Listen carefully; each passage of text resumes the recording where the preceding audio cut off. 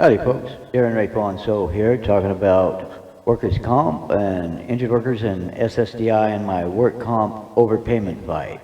Many of you that have been following me saw that I put up a video where the SSDI bill sent the FBI to my home over some overpayments for which I was forced to be my own lawyer, pro se. And which I'd sent some faxes, and he didn't like the verbiage I had in some of the faxes, and so he sent the FBI to my home to investigate me or whatever because of whatever I had said in the faxes, which was nothing harmful. And so basically I was calling them out because they had put me through these overpayments, and this was the second overpayment of two they put me over for the last 3 years. Which I explained to the FBI agent. And so it turned out, over those two overpayments, the first one they put me through, and it was like 9 months of hell, and told me I owed them $20,000, and ended up they owed me $14,000. Then they put me, another year later, they put me through it again for like 9 months of this hell over again, and over this overpayment they said I owed my kids $20,000.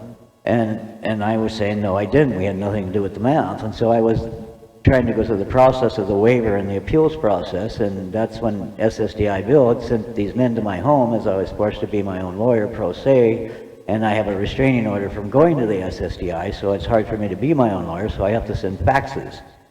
But nonetheless, a man with a GED is forced to be his own lawyer, and then they send men to the home, and as it turns out, I'm glad I was able to not have to go to jail because I didn't do it, had no intentful harm. And because I was out, I was able to file an appeal for the next step, which I was to request an administrative law judge would be my next level. I had talked to the SSDI Bill, and he'd agreed. Well, he said he was going to take $250 a month instead of $500 a month, and I was kind of not happy with that, and that's why I was going to request the administrative law judge for the next step. Well, it turns out, instead of giving me an administrative law judge, they did some corrective action in my case, and somebody else put a different set of eyes on it, and went back to and redid the math, and turned out that they had erred on the math 3 years ago when they did the WorkComp SSDI offset. So none of it was my fault, none of it was my kid's fault. So we kept getting put through hell here over and over, and me, a man who was given his benefits to start with because it was litigated too much into a point of insanity for the most part, was forced to litigate over and over again, and then people are all upset with the way I litigate because I'm not a lawyer. But anyways, I just wanted to share people with what happened with all of that, and that's just what's happened is, as a result, they put money into my account and raised my kids' payments up $200 a month for each child that they had been shorting us for the last 4 years. So it wasn't me who owed them, it was them who owed me each of those 2 different times, yet I was put through hell. And a legalized process is designed to make you fail and designed to make you give up. And had I given up any of those other 2 times when they told me, you owe this, and if you don't appeal it, you're going to have this extracted from your family's funds. So yeah, you're forced into the appeal. You really don't have a choice unless you want somebody to take something from you that you don't owe. And it's egregious that humans are being forced through this, and nobody's addressing our issue as we're crying out to senators like Senator Cantwell and Senator Maria Cantwell and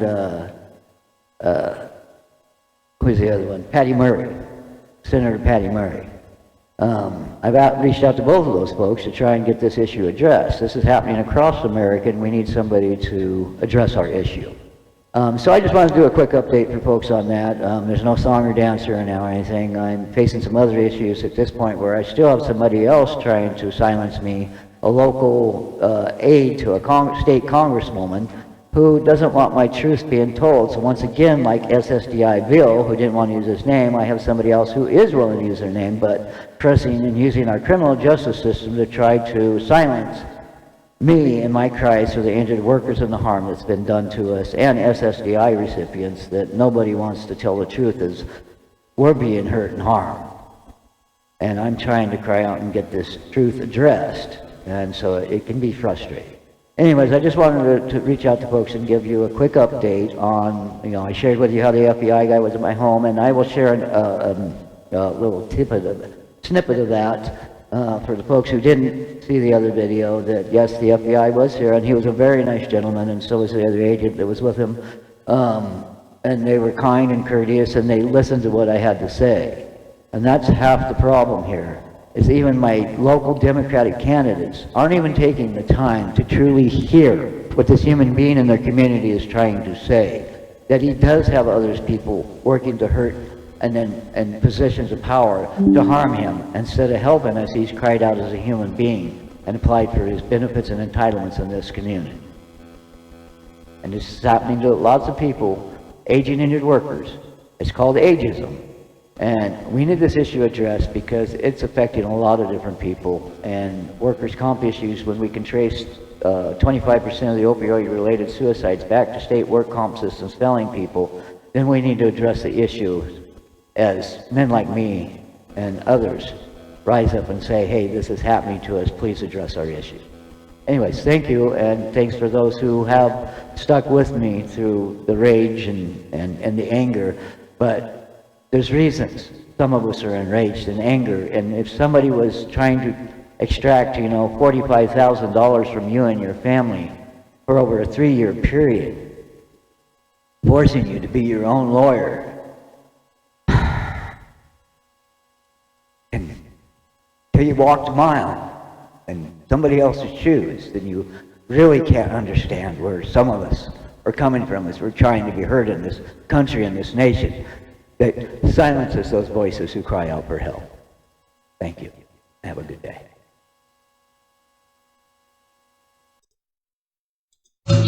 Bad boy, what you gonna do? What you gonna do when they come for you? Bad boy, what you gonna do? What you gonna do when they come for you?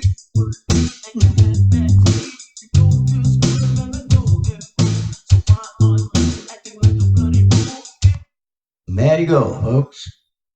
We've got the story tonight. The Social Security Department sends FBI to my home again.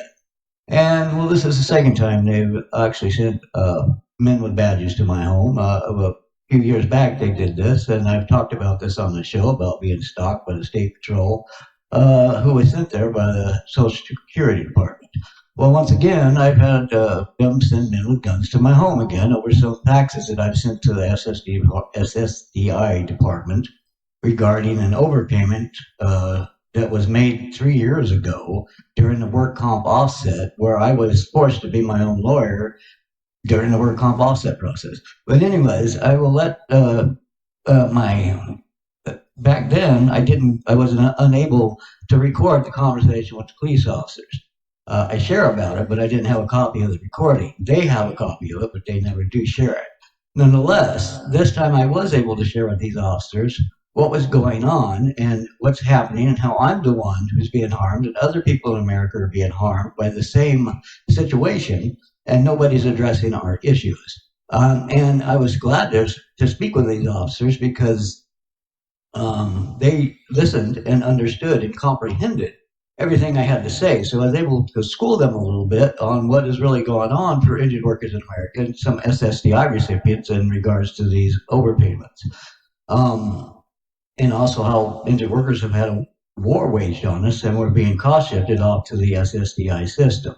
Nonetheless, I will share with you all what I shared with the police officers, and I also want to share with the music community that this is what is happening in my life, and part of my mental health therapy is to share with the world through song and dance and political romance the harm that's being done to me and others.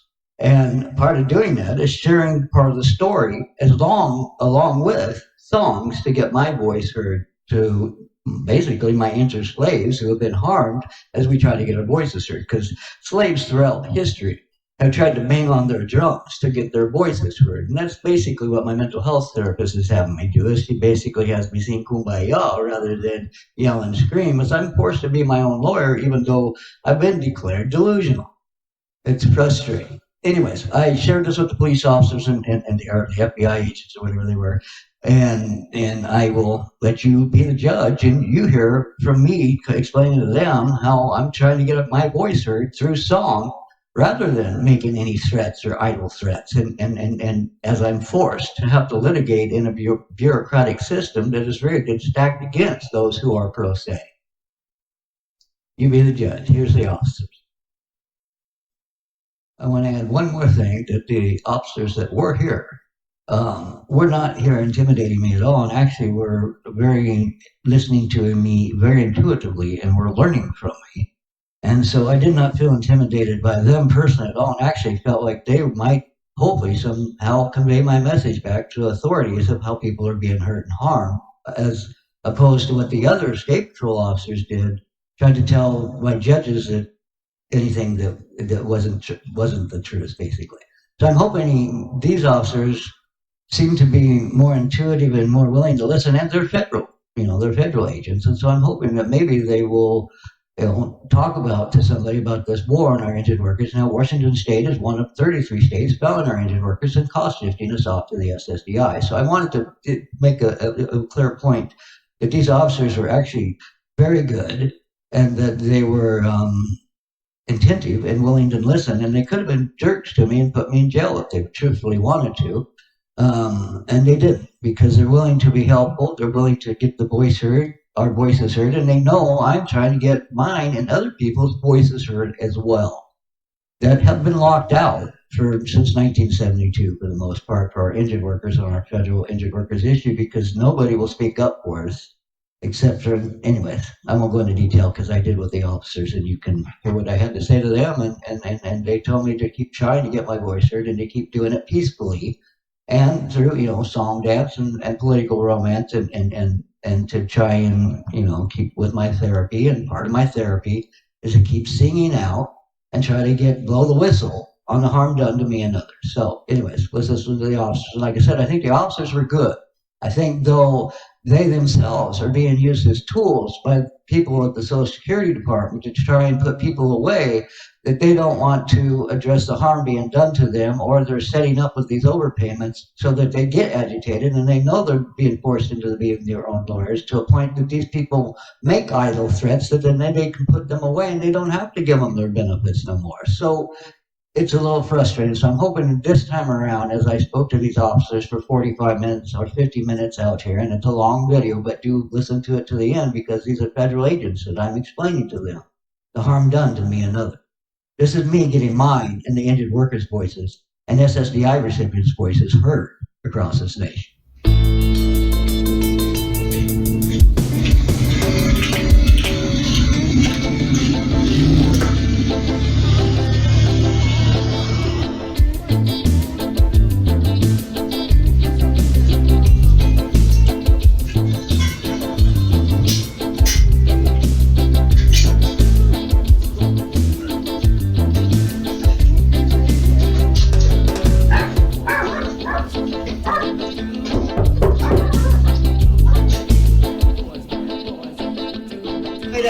All right, thank you.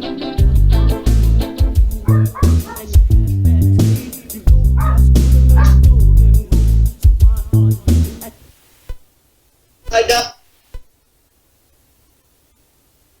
For a second. No problem, thank you.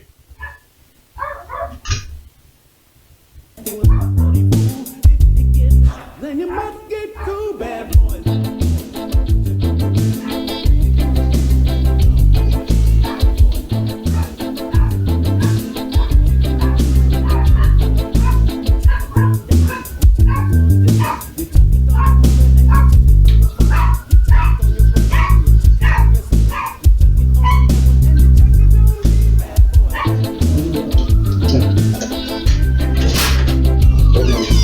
Hey, sir, how's it going? Good hearing, correct? Correct, sir. Hey, my name is Brian Daisel. I'm a special agent with the Federal Protective Service, Department of Homeland Security. Sure. And this is my partner. His name is Inspector Eldridge. So we, DSHS. Department of Homeland Security. Sure. Yeah. Okay. So we're here in reference to the Social Security Administration. I know you've been contacting them. Yeah, I'm supposed to have an appointment with them at 1:30 today. Correct. Yeah, that's still on. We just wanted to come out here and talk to you and kind of get your side of the story on things. Sure, I've emailed lots of stuff. I've faxed lots of faxes. Yeah. I actually faxed everything to LNI, everything I faxed to SSDI, so they've got a copy of everything I faxed to them at LNI as well. Yes, sir.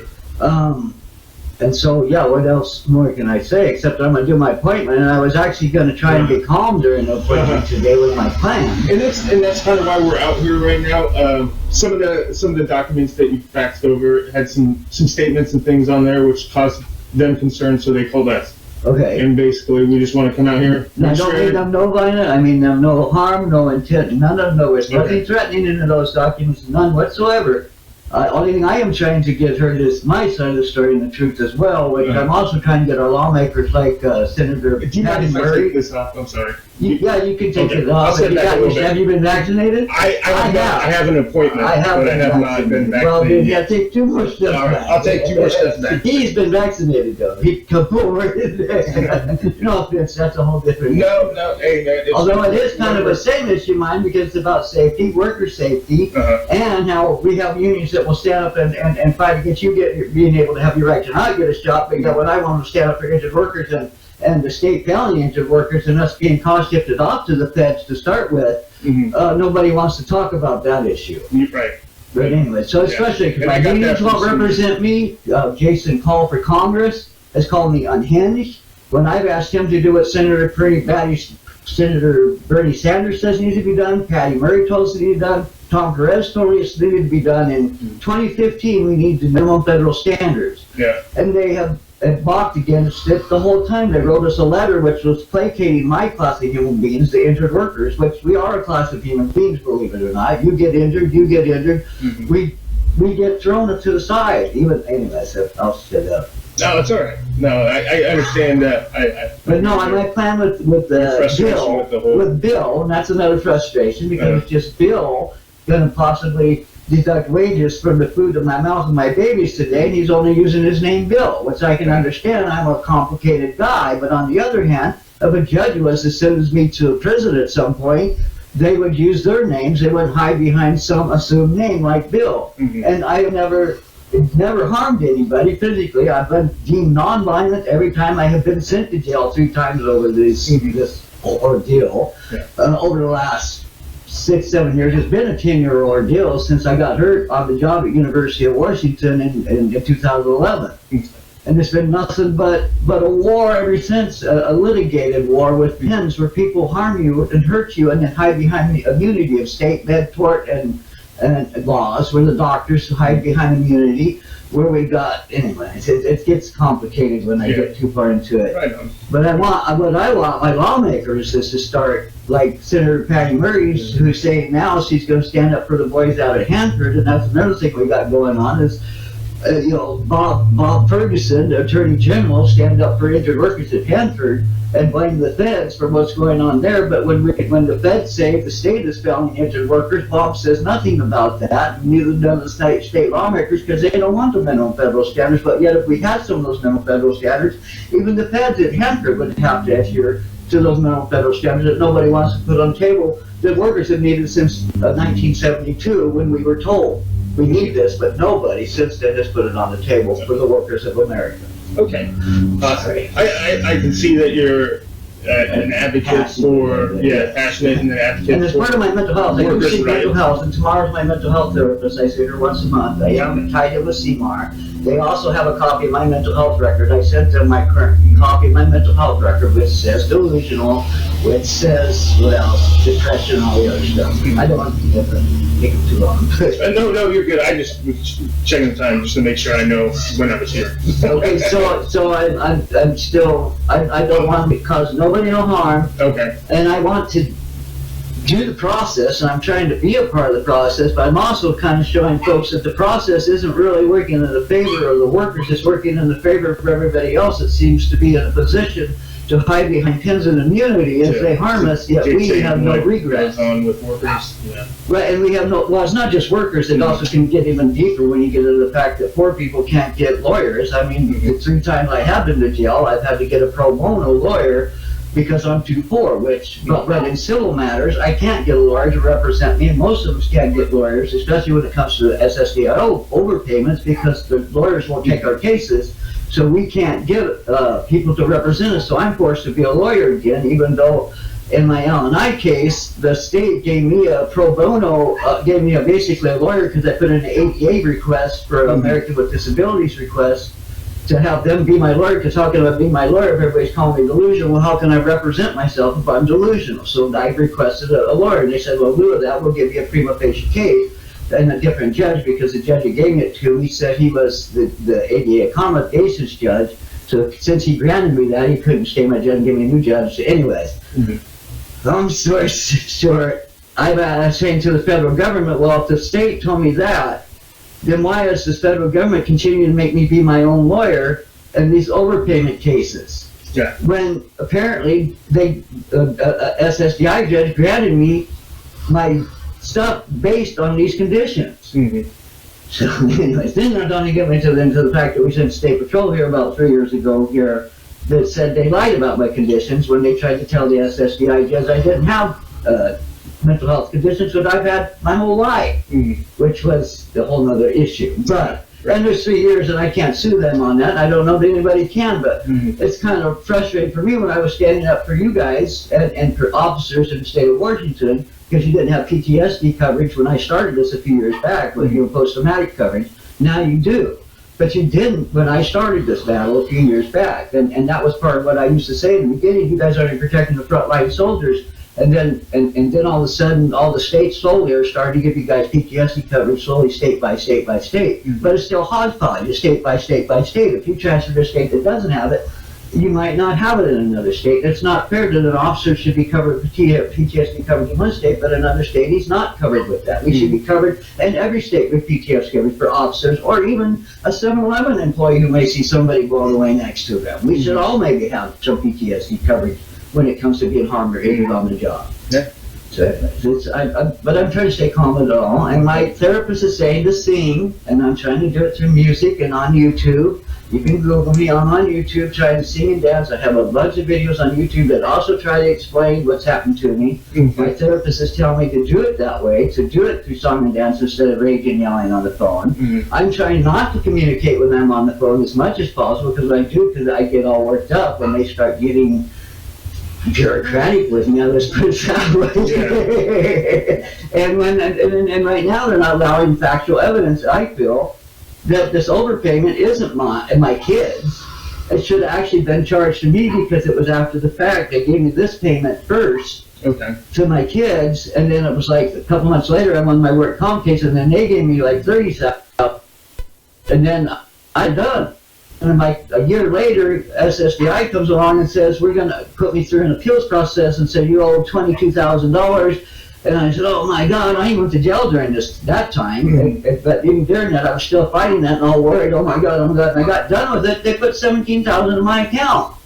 And I was like, well, what was that all about? But okay, I thought we were done when WorkComp offset unit said we were done, and they gave him the settlement. But anyways, so okay, $17,000, you guys made me go through hell, and that wasn't worth $17,000 for the 8 months worth of another appeal after already being put through WorkComp hell for 8 years. But nonetheless, another year goes by here, and they come back up, and now they say, oh, you owe $20,000 for your kids. And I'm going, well, why didn't you say that when you gave me the $17,000 a year and a half ago? Right. All right. No, I get it. I understand. Yeah. So, anyway, then they're saying there's nothing we can do about it as the process, and blah, blah, blah. And it's like, no, I don't know this. And if anything, the payment that I got from me and my kids said we were entitled to it. We were entitled to it. That's why they can't call it fraud, because we didn't do anything fraudulent. And they're saying, oh, it's not your fault. Well, if it's not my fault, why are you coming to take food from my babies now? You see what I mean? And so I told them in the other appeal that I did, and they keep making me do the appeals, and I said, it's like you gave us a COVID blanket 3 years ago, and you come back 3 years later for your blanket that you gave to my kids. It's like you did with the Indians. What was it anyway? I understand your frustration. And it's only $20,000. Here's the other thing. It's only $20,000. So it's not $20,000 is worth a lot of nothing. money. Yeah. But in the grander scheme of things, I do have, if the SSDI kicks me off, I have a lifetime state pension. That's what the LNI guy says. Mhm. Well, even if they kick you off there, we have to pay you in full. So right now, SSDI pays me 2K, LNI pays me 1K. And that's the whole cost shifting bit. And that's why I was like, well, LNI should have paid this thing in full, but because I wanted the SSDI, which the other ones waited me out and pushed me off to start with, because they starve you out in the hopes that they're cost shifting this off to those guys. That's why it was frustrating. Well, why did the State Patrol use the State Patrol when the feds say the states are the ones filling us and cost shifting off to those guys to start with?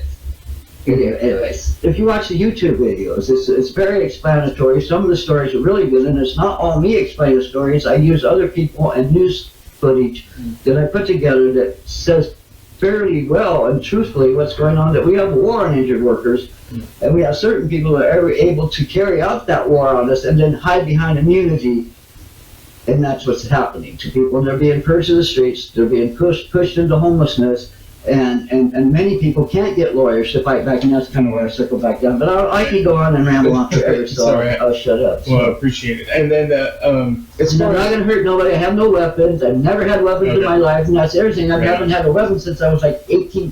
Before 18 years old, I was like 16 with like pellet gun, okay. and I've never had a gun after since 18 years old. And I read that you had wrote that you had never owned a firearm. Yeah, I've never had it. Every time I go to jail, I've been to jail 3 times over this, over yelling and screaming.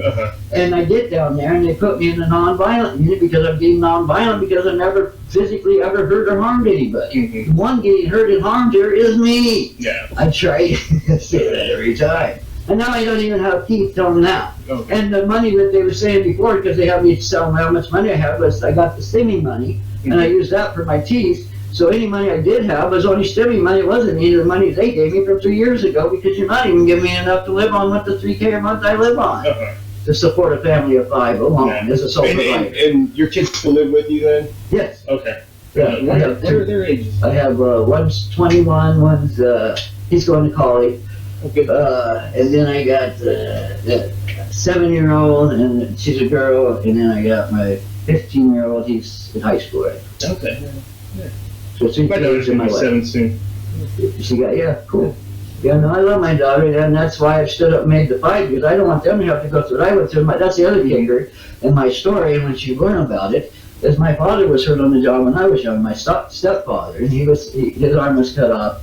It was kind of a long story, and I witnessed that. And they put him through hell, 9 years of hell when I was a kid, and I went through like 9 to 11 years of school going, because we traveled around through 3 different states, him trying to fight SSDI. He didn't win his WorkComp, but he won his SSDI in the end. And he worked for 30 years as a logger and a truck driver and tree faller and all-around boxer. He fought Joe Frazier and all that kind of stuff. He was bigger than me a little bit.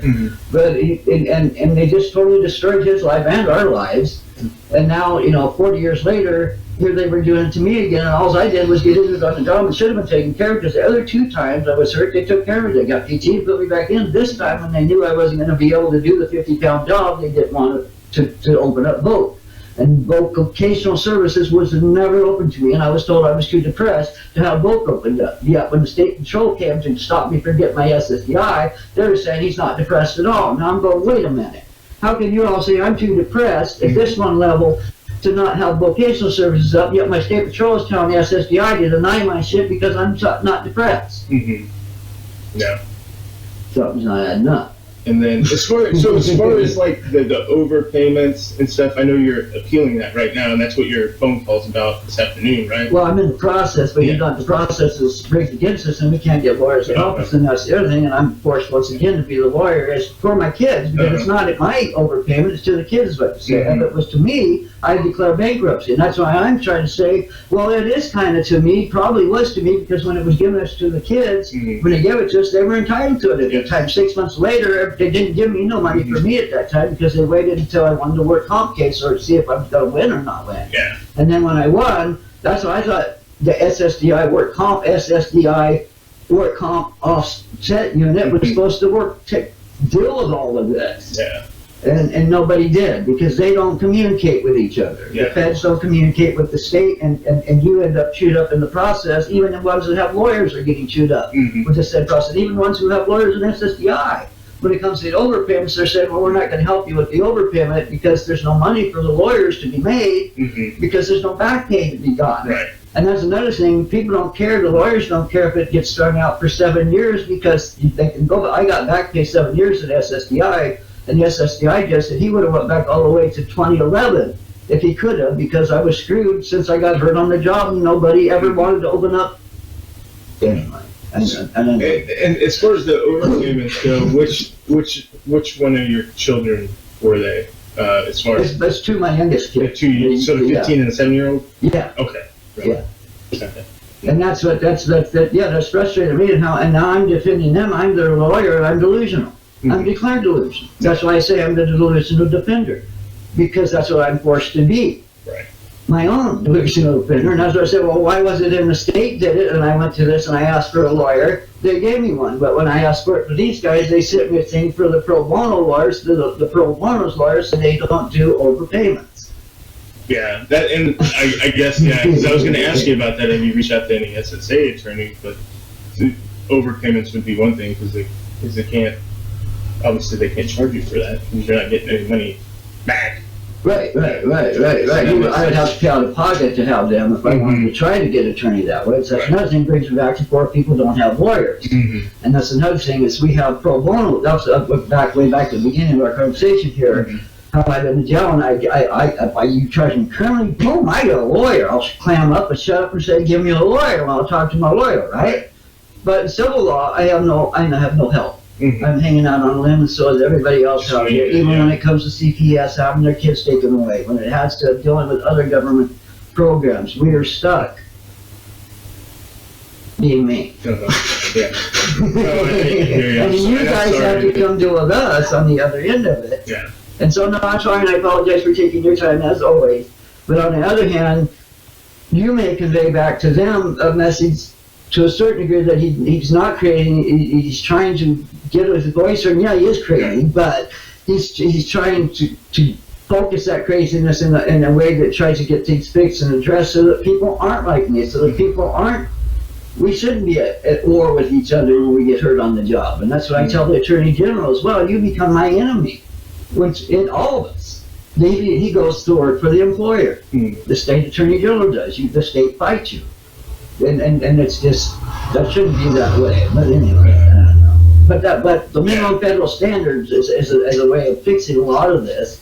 It's a way of policing the doctors, so the doctors can, and that's another thing, that tort law, they're hurting and harming us. My wife got hurt when miscarriage, and I went to jail over that whole ordeal with her doctor, because I didn't make bone prints, but it come out that I did over the phone, and I ended up getting charged something. That was one of my very first crimes, because I was mad at her doctor because she went to have a miscarriage at the hospital, and they sent her back home to have it passed, because they have religious business up there, and it was a miscarriage going on, and they didn't want to, anyways. So they sent her home to have it passed, and then they called 2 days later and said she's probably going to have to go see a doctor and get a blood test, because we think from the x-rays we did that it's probably still in there and it's not going to pass on its own. It could kill her, and that could be death or life, so take her to a doctor. So we took her to this doctor that they told us to, and he said, took her vitals and said she's fine, nothing's wrong with her, and since you don't have insurance, we're not going to do the blood test on her.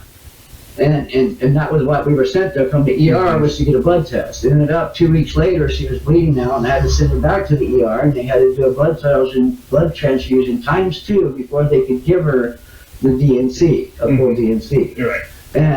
And so, yeah, so anyways, I was mad at the doctor over that, because I was already fighting doctors lying to denying my back pain stuff. They're watering down our conditions. When we get hurt, they don't want to say it's a herniated disc, they want to say it's a sprain. Right. So that they don't have to cover you or open up vocational services, and then there your war starts. The battle of the doctors. The minimum requirement. Right. And our healthcare, that's the frustrating, is the healthcare, the HMO doctors are getting in on it, and they'll water down your conditions just as much as anybody else will, and you can't hold nobody to account because they're covered under that tort law. You complain to the med board, and the med board says, well, that's the standard of care.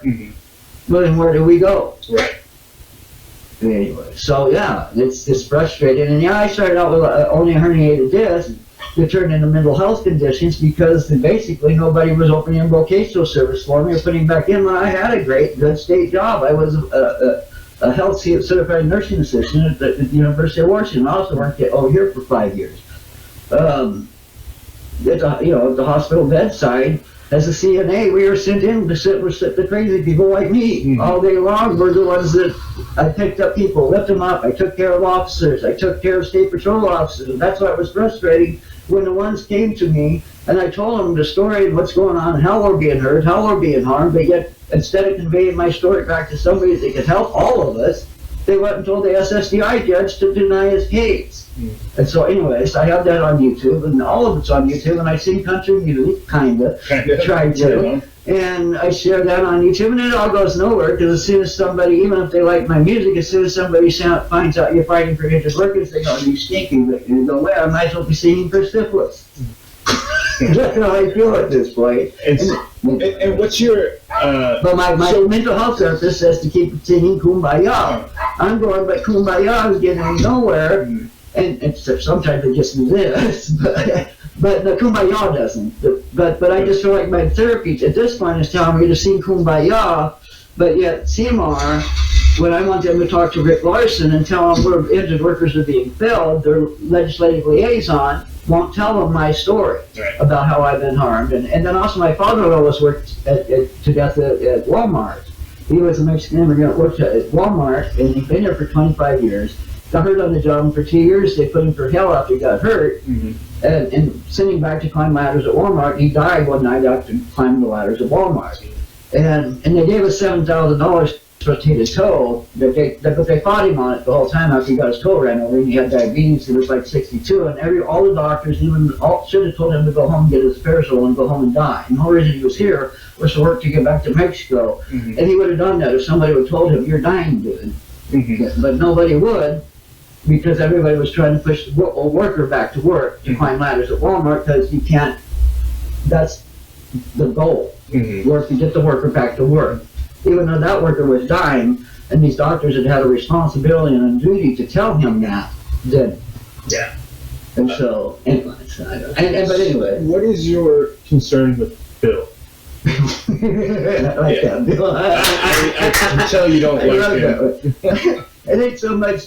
Bill represents Bill, all of Bill, represents everybody Bill. And him being Bill at this point, and not even calling himself Bill Smith or Bill Jones or something, just to placate me would have been cool. To hide behind that at this point, we have people getting out of prisons that are child molesters and rapists. They're getting SSDI turned on for them, and they have judges using their real names and people in their cases using their real names. There's no reason for Bill to say, "Oh, he fears me." You know, when the state patrol said he didn't have any of these issues, so what does Bill have fear? But anyway, no. So I have nothing. I don't care about Bill really. Okay. If it wasn't for this, Bill wasn't dealing with me. Bill would not have an issue with me. Right. Bill is and SSDI is coming after me 3 years after I was told by SSDI and WorkComp judges, Darren, go sit down and relax. After I even went to criminal court for making threats at Judge Ryan, you've probably seen that in the record. Right. Which me and Judge Ryan are in good terms. Is actually, as far as I'm concerned, we can't communicate, of course, because I have a restraining order. But he stood up for me at my criminal trial, for yelling at him, and said he understood what Darren had gone through, and the judge gave me leniency. She could have given me a year, and she gave me only 30 days because Judge Ryan said give him some leniency, and he was the one who the threats were against, basically, at that time, back then. And that was, like I said, that was years ago, and that was a year after that I had been picked up on those charges, because I didn't even know I had those charges against me, because I thought it was the Bernie-crats. Anyways, that was my delusional stuff there, because I thought it was the Bernie-crats, and that's a whole nother issue. And you seemed upset that Bill wouldn't give up his last name. Well, I do a little bit, yeah, because that is frustrating. I do feel it's a legal document. It's a document where you're trying to extort $25,000 for food from the mouths of my kids from something that happened 2 years ago that I or our kids had nothing to do with the math. I have a GED, the WorkComp and SSDI offset unit were responsible for all that. I was not my own lawyer in that deal. Apparently, the state of Washington was supposed to be representing my best interest in this deal. Apparently, it's turning out not to be in my best interest to cost shift my ass off to where I have 2/3 in my nose pit of my shit, where you have a rejuvenation every 3 to 7 to 5 years. I don't need that. If I'm told on this hand, over here, Darren, go sit and relax, you have a lifetime pension, don't worry about it. Also, on this hand, I'm told from the state that if I took $500 less per month, which I did, my wife would have a pension basically till she died, till after I die, till she dies at $2K a month. And I said, sure, I'll sign up, that's annuity. That's all based on the fact that I'm never going to be employed again. So the state has sold me another insurance product for $500 a month, all based on the fact that they know I'm never going to be employed again. And they said if SSDI cuts me off, they would have to pay me in full, my SSDI pension manager tells me. That's what I'm saying to these guys, well then cut me off so these guys have to pay me in full and I don't have to deal with this stuff every 3 to 5 years with you guys sticking your nose on my ass. That's all right. And you guys may have to deal with these people someday. You think you don't now, but even the federal government has some issues with comp issues, but more of the state guys and more of the local police officers, when they have to deal with the municipalities, we have cops across this country fighting municipalities over workers' comp, and they're getting screwed. And so it's not just, it's happening to everybody, and it's frustrating that and the lawmakers like Jason Call and even Bernie Sanders, who I would have hung a flag for. And that's the other thing, people are flying his flag. And Tamburini Borelli in our state here, I don't know if you know her, she ran as a Bernie-crat and ran for whole Washington, and that's what Tyler Vega and all of them are telling me, well, Darren, we can't put your issue on the table because we're pushing whole Washington and a single payer initiative, which I'm all cool with, but that you're pushing my issue off the table to put that issue on the table for 8 years now. And nobody's educating anybody about our issue. And so, yeah, it's just frustrating when Jason Cole and even Patty Murray told us this is what needs to be done, but everybody's remained silent about it as I've been screaming about it to put it on the table now for 8 years. And the reason why we came out here is just because some of the documents that you have faxed have had some, heavy tone. Yes, exactly. And we just want to make sure that nothing's going to escalate. And I apologize to them if some of it seems to be no. And sometimes it kind of does, sorry, because it isn't, what I'm trying to say, it isn't just me that you guys stop to worry about. I can tell by coming out here and talking to you that you're very... It's the other nuts out there that aren't pacifists, who aren't non-gun toting people like me, who's gonna sing Kumbaya. Although the Kumbaya, it gets frustrating for me, like I say, when that's my therapy and that's supposed to be the solution. Like I say, when they go tell the legislative liaison at my mental health treatment facility won't go tell Rick Larson when she has Latino legislative day, and they all got together and we're going to talk about workers' comp and how it affects Latinos, when my father was worked to death and they didn't want to address that issue on Latino legislative day. We're going to have a WorkComp guy come and talk about how Latinos don't have to fear reporting their injuries, and I agree with that to a certain degree, but on the other hand, we all have to fear reporting our injuries because they will put you through hell rather than address it. If you're over 39 years of age, you're going to be put through hell rather than given your Band-Aid. And so that's out the gate. We're not giving our Band-Aid, and instead we're being litigated against. And then like me, after 8 years of hell, fighting both places, at the end of it, and I even went to DVR during part of it, he told me to apply for my SSDI, the DVR guy. And I got a letter from him saying to apply for your SSDI. So the state headed me that way, and at the end of it all, they say, so it all starts out, nobody wants to give you a vote because we privatized vote on the state level. And nobody wants to give you a vote because it's privatized now. And so, but when you get after 8 years, you go through the process, you get to the other end of it, and they give you a ticket to work after you win. And the first thing before I even got an SSDI check, I got a ticket to work, and it's like, well, it does me no good. I have 3 felonies now. It's been 8 years of hell of a battle I've gone through. Everybody knows I've fought a battle for 8 years. Nobody's going to hire you.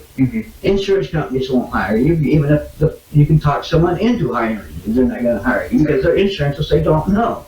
But anyways, but you cheated out a vote on the front end because we privatized our vote, and that's why we're not getting it. And I was told I'm too depressed to be both. When maybe if I'd been both, I might have been not as depressed. But they're holding up people and stopping them from that. And like I said, then we go through hell in the back end and say, oh, here's a ticket to work. Well, where was that fucking ticket to work from the get-go? I'm sorry. Say No worries. language too. Yes. It's all right. You're not gonna Offend offend me, yes. No. Once you've read my emails, yeah, you're not interested. No. Sorry. Yeah, no, it's all good. There was I will stop. Anyways, my plan today was just to talk to this guy Jim and to be as nice as possible and to not yell and scream and to just hear him out, because basically he's gonna stab me with a knife, and I'm gonna say, go ahead and just stab me, get done with your shit, shoot away, and then I'll be done. And then I can move on to the next process, and next month he'll take $500 out of my kid's check, and I'll have some other step or process maybe to go through, I don't know. Or maybe today I can talk to him and maybe he'll be able to have his little magic wand, I don't know, if he has a magic wand. You know, it's frustrating, and at this point, they shouldn't be doing this to somebody who has a mental health condition. yeah. I mean, clearly, what if I was the guy that was the other one who it has ulterior motives, and that's frustrating. Anyway, Yeah. and tell him I'm toothless. I had my teeth taken out. I'm telling him I had to spend $4,000 of the stimmy money to get it taken out, so there's only like $3,000 left, and I only had $7,000 to start with, so I had no more money. And well, that's another screw to this thing, and there's part of the waiver process is if you can't afford it, but that's going to take another 8 months where they take your money away. So anyway, it's frustrating. Yeah. I'm telling them I'm going to probably apply for food stamps. See how that works. I don't know that that's a losing money in any other process, but it'll probably offset. Well, I mean, But the whole point is, that's why I'm saying also you hear in there that I'm asking for $5 million settlement, because I think it's frustrating that when I told State Patrol everything I'm telling to you gentlemen here today, as they were investigating me for SSDI, they didn't tell me they were investigating me for SSDI. They told me they were investigating me for some threats to legislators. And it wasn't why they were here. They were here to investigate, see how I walked, see how I talked, see how I moved, and what followed me to the gas station or to the grocery store, whatever, videotaped me. And like I say, out of that whole investigation, they went back and told the judges there was no issues. And the judges threw that away and gave no legal weight to the investigation because you guys, no offense, don't have sniffers to sniff out if somebody has a mental health condition or if they have PTSD from a 45-minute conversation when a doctor's been working with them for years and on medications or whatever. And anyway, so you don't have ability to, you're not doctors, you're not PhD doctors, for psychological doctors, and you can't sniff out if you don't have x-ray vision to see if somebody's herniated disc is giving them issues or not giving them issues, or the rotator cuffs or whatever it is. Now you can maybe catch them dumping the trash or something like that, but it's actually creating more harm to our mental health when we have this threat of investigation hanging over us as well, when people are starving us out to start with. They're starving us out, and that's the whole thing, is delay, deny, and defend us, and that's how it works. All to, how's that, delay, deny, defend, to starve, stall, and settle. It's the 3 days and 3 S's. And instead, we should be getting 3 R's: repair, retrain, and retard, and we're not getting it. It's the 3 D: delay, deny, defend, starve, stall, and settle for peanuts. And I tried to do that WorkComp with me. They gave me $18,000 and settled out. And I was ready. I was ready to go back to work. To hell with it. That's why I went up to DVR. I said, but I still need help getting my foot in the door after it had been 4 years not working, and somebody saying, well, why weren't you working? You dumb, you got nothing. You were a state employee, and what were you getting? So I still needed DVR from some assistance, and DVR would not turn me on, said I had too many conditions with my mental health conditions and with your back and with felonies at this point. Because of the felonies, that we could never help you get, our vendors would never hire you. Well, if your vendors aren't going to hire me, then that's when I went back to comp and said, hey, you threw me out when nobody's ever going to rehire me, and you knew that. You guys were the ones who should have been helping me to start with. Anyways. And that's why it's been a big war. And like, you harm my father, you harm my stepfather, and harm me. So 3 generations, my males in my family, working class men, have been harmed by this situation that's going on, that we've been told the solution for it is these minimum federal standards that nobody will put on the table, and haven't put on the table since 1972. I'm a little offended. Feel like my human rights are violated to a certain degree. Besides, I have some other issues with immigration and family members with that, but I'm not going to get into that. That's a whole other issue. But I have a couple of issues, but the bigger issue is workers' comp and 3 generations of my family being hurt and harmed, and nobody stepping up to the plate to address that. I do have a quick question on one of the statements that was on one of the faxes. It was written that I will find you, Bill, and I will extract you from whatever you are extracting me from. What did you mean by that? I don't understand that one. Right here. So that's that one right there. I will find you, Bill, and I will extract you from. I still can't see what you're saying. It's small. Here. Is it in writing or in print? It's in print. In print. I will accept from you whatever you have extracted from me. Well, first off, how would I ever find Bill? It could be Tom, it could be Susie, it could be Rudy, it could be, how am I, you asking me that is not really appropriate, sir, because that question, how would I know who Bill is? Well, I don't know, I just... But anyways, I can understand what, I understand what that might be. No, I don't mean by that. No, I don't mean anything by that. Yeah. But it is frustrating, though, that we're still looking for one line out of all of that shit that I've written, that you might think that you might question me for that, when all this other stuff, is it going to get conveyed to any lawmakers? Is it going to get conveyed to anybody back there with some cojones up the line at SSDI? They can step in and rectify this and stop not just doing this to me. I'm not the only, there's another letter and all that we're writing. There's a document in there that says, where I say we're not getting lawyers, and there's this man's story in there, how part of it is all about how people are getting hit with these overpayments.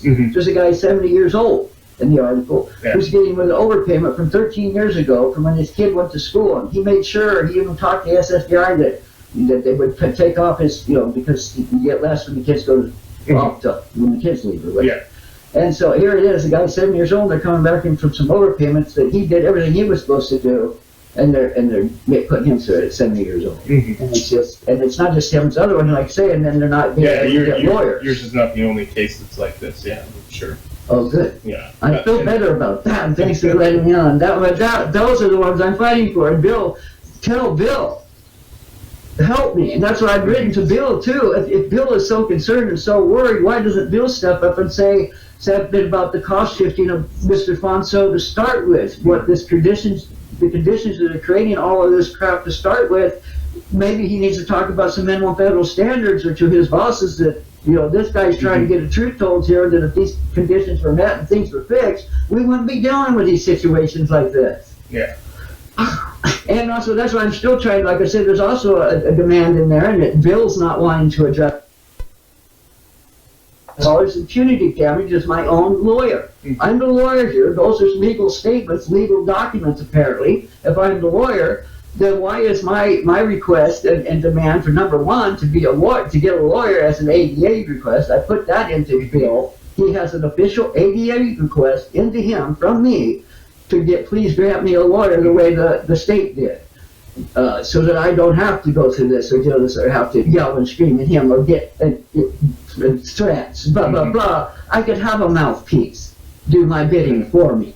Well, I will ask them about, as far as attorneys and stuff, for assistance for people. They'll tell you what they told me. We're supposed to go to these guys over here, and they tell us that they don't represent us. To the pro bono people, and that's what I'm saying. That's a red herring. That's throwing something out there that's not helping any of those people. And this.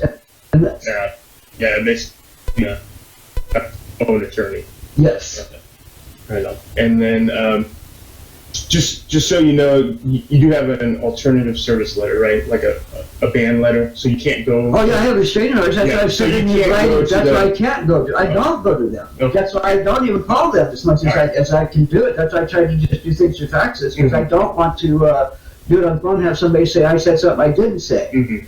So that's why I try to do it off the phone. Also, you can't record people now the way you used to. You used to be able to record them, and now you can't record them without their permission. So for me, I've had phone calls where I was entrapped. The first one was an entrapment, where I got invited down to Providence and arrested on the first one, but I was telling them that their doctor was the one that was harming me, and anyways, and then it ended up being and they went and produced a phone call where they said they had arrested me on that first charge, one of the first charges, and I went to jail over it. My public defender, after I'd already been in jail for 35 days or 45 days, and we were going to court for me to basically get out. He said, well, I can't, I said, bring in the phone recording where I say right in that phone recording, I'm not going to hurt person, place, or thing. I'm just trying to report what this doctor had done to me.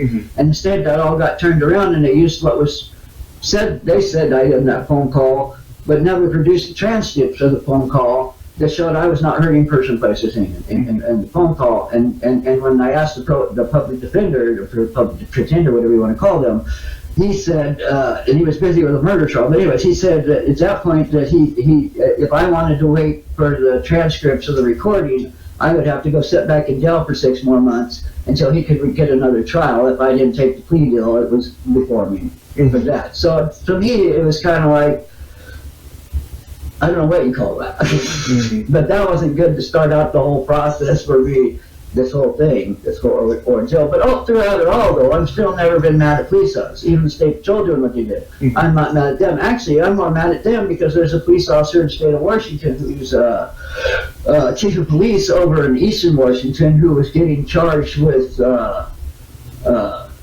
fraudulent behavior or something because he or she was part of some calendar thing on the internet. I don't know if it's a lady cop or a guy cop, but they were in some photo shoot on the internet or a calendar contest, and so they said they were fraudulent in their workers' comp and they're going after them that. And yet this is the chief of police in one of our communities here in Washington. And so that's, to me, they're just going after that person. And nobody's standing up for her. And so anyway, I stand up for her a little bit. I kind of lost train of thought here where I was going with that. So I do that sometimes, sorry. That's all right. Anyway, so, I don't know. That's where I'm at. I'm not going to yell at him no more. And like I said, I was waving my hands at him. I was still trying to get my lawmakers or something. I'm still trying to get Patty Murray's office to do something. And everything I faxed to those guys, I faxed to Senator Patty Murray's office and Senator Cantwell's office as well. And like I said, everything also has been sent to Illinois, and everything almost that I put to there has been put in my legal, legal file in Illinois. I can go in and I can see. And one of them's even been put in my pension file, where I ask them, I tell them that this is inhumane for the state to cost shift me off to these guys. How can you say I have a lifetime pension, yet continue to put me through turmoil and hell, a man with mental health conditions, because you cost shifted me off to these other people? This cost shifting is violating my human rights under the state agreement that we made with the judge. You can't tell me it's over, we're done, and it's over, Darren. You have a lifetime pension, and by the way, here's a nothing by.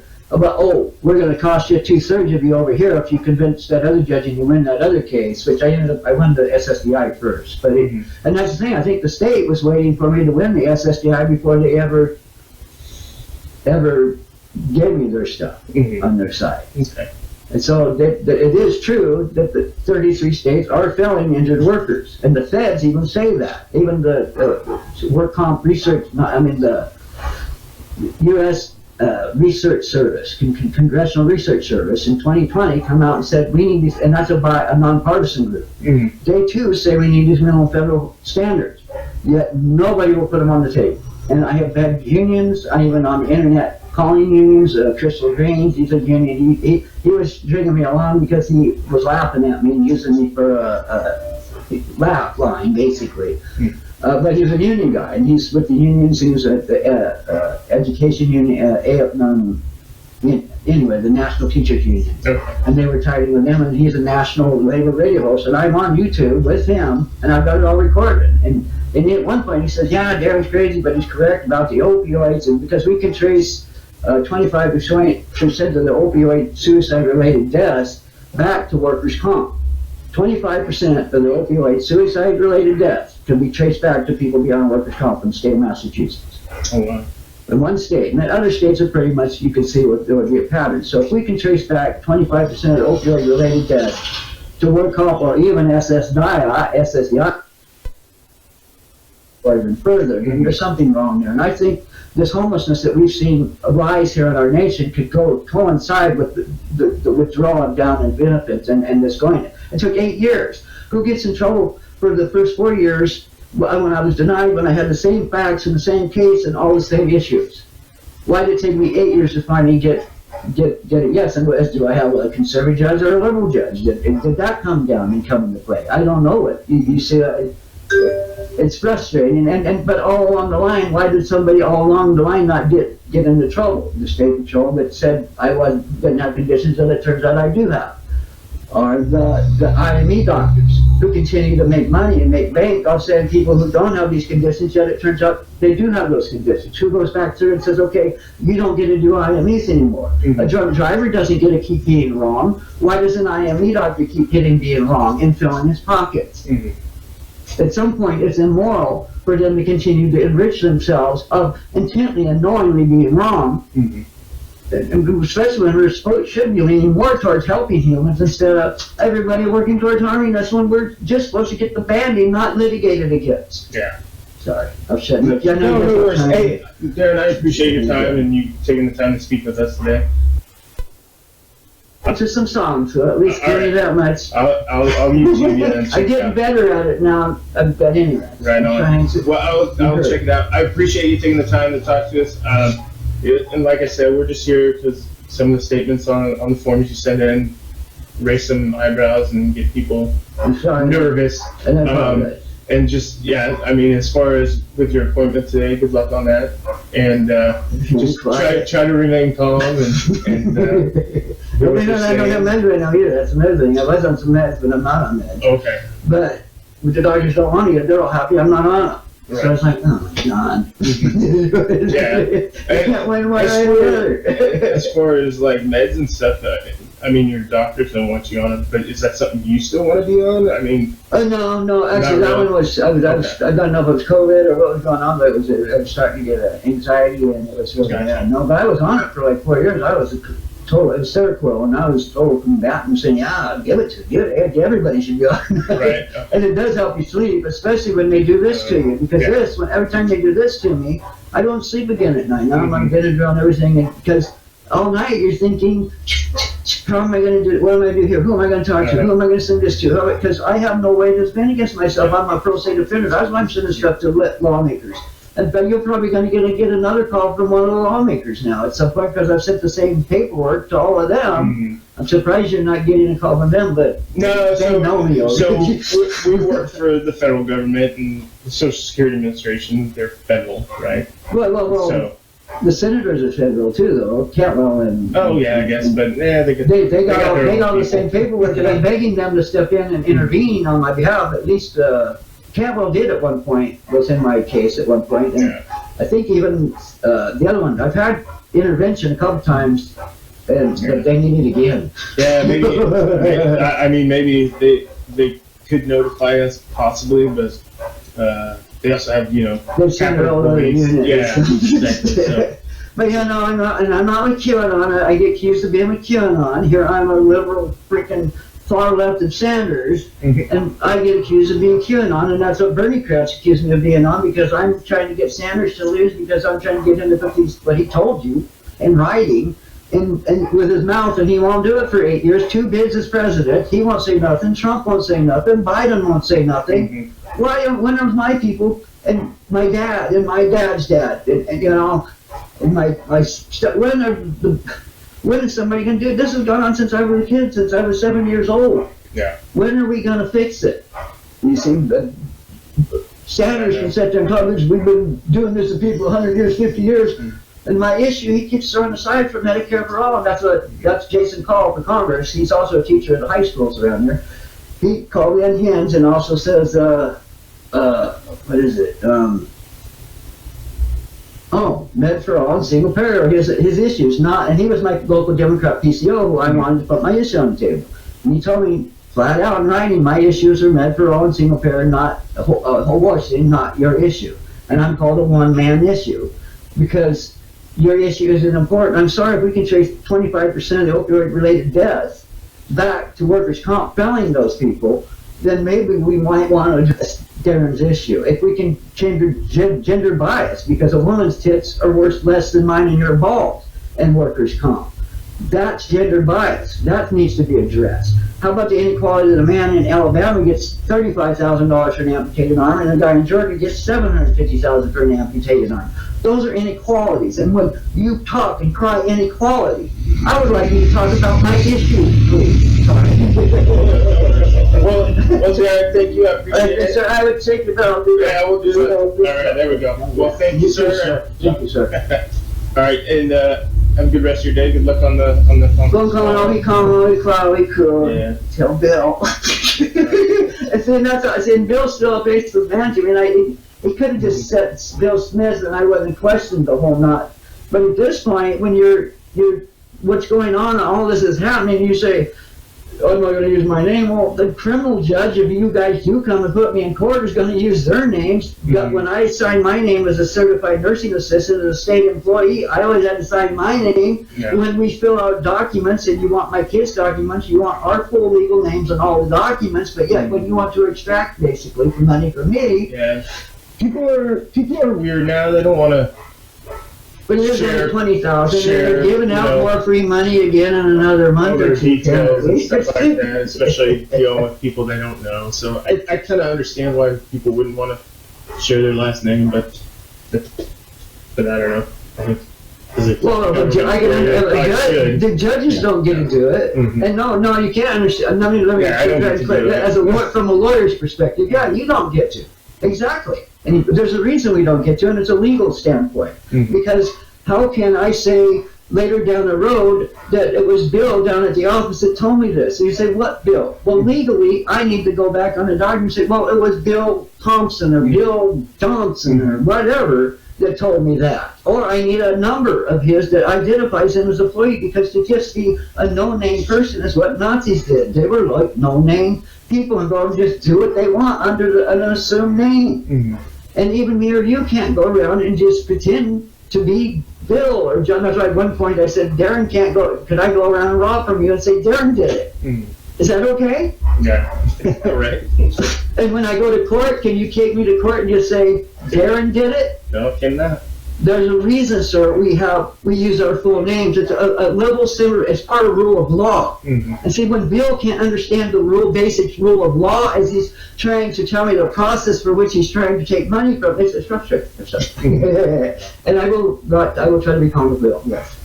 Well, thank you. You guys are definitely going to be calm, because now it's almost threatening me again. That's not what we want to do here. We don't want to threaten. But Bill did by calling you. Yeah. Well, Bill has. Bill is using you as an instrument to intimidate me at this point in time. and we just come out here because we want to make sure everything's cool. I know, but so did the last officers, and like I said, out of all of that, they didn't present to my judge when they had a duty, an obligation by law to tell the truth as officers of the state of Washington. They did not. Mhm. So who's holding them and the SSDI offset unit to account, sir? I don't know. And nobody is, and Yeah. nobody ever will. Yeah. And that's not a good society in which other men are out to hurt and harm other men at the end of a gun, basically trying to deny me my entitlements. At that point is what they were doing. Mhm. At the end of it all, and gun from a worker who clearly was entitled to his stuff, or the judges wouldn't have granted it to him. Mhm. And you can't get your shit if you don't warrant it, because it's so rigged against you from getting it to start with. People aren't cheating the system is cheating the people, and that's why this shit needs to be fixed. Sorry. Okay. No worries. Well, keep on advocating for that, Darren. In a nice Appreciate way, it. in a kumbaya way. Yes. Yeah. Maybe I'll tell you some minutes. The peaceful way is generally the best way. So. I do agree with that. Yes, I do, but they angst me into this, and that's what I'm saying. With the conditions I got, I have obsessive compulsive disorder over this, and I'm already on it all the time. Is trying to fight for it, but when you add this another wrench into it again, 3 years after all of it's the dust supposed to be settled, I got out of jail. You gave me 17,000. Okay, we're all done again. A year later, we're back again. Mm-hmm. That's not right, sir. Yeah. It's not human. And that's why I'm saying it's inhumane, and that's why I say in that one paper I asked that this cost shifting is inhumane to me, and both the state of Washington and the federal government should pay me punitive damage in the form of $2.5 million each. And as a delusional liar, I think I should be able to put that forth, and they should be putting that forth for me, but nobody will, because I don't have nobody speaking on my behalf. Mm-hmm. And truthfully, if a police officer in Seattle is going to get $5 million for his whatever beef he had, I don't know what he is. There's a beef over the riots and whatever, all that shit was going on. And that's another thing. My protesting out of all this Have I flipped over any call cards? Have I burned any call cards? Have I burned any buildings? Have I destructed any personal property besides yelling and screaming threats? Yes, that's not good, but I've never left my home for any of it, ever, except when you guys come to arrest me and take me away from my family, which has happened 3 times now, which is just partly my fault, but it's also part of the mental illness part, and that's why the judges are saying, yeah. And the thing is people haven't been robbing me for my Band-Aid to start with that I was duly entitled to. None of this would ever have been wrong. Yeah. Oh, God. All right. Well, Tim. All right. Sorry to get you all worked up this morning. I got 13 sisters out there, and 6 out there. I do say that, and I don't mean that in a facetious or mean way. I mean, definitely stay safe out there, because it's a fucked up world, man. Will do. Thank you, Darren. Appreciate it. Have a good day, one. sir. Thank you, guys. I do really mean that, too, because you could have been an asshole and you're not, so. Well, I'm good. I'm glad I wasn't. Have a good one.